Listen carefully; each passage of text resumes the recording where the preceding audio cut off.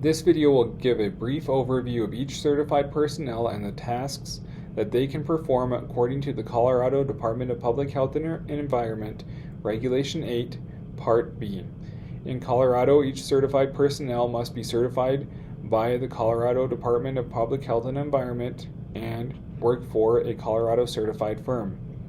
The certified asbestos personnel are as follows: workers, supervisors, asbestos building inspectors, management planners, project designers, and air monitoring specialists.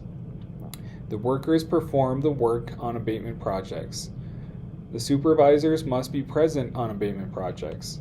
Asbestos building inspectors complete the inspection of facilities or components for the presence of asbestos.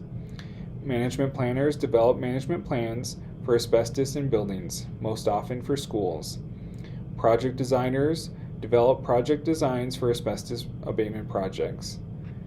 And air monitoring specialists perform air monitoring at asbestos abatement projects, complete the clearance of asbestos abatement projects, and monitor for the maximum allowable asbestos limit.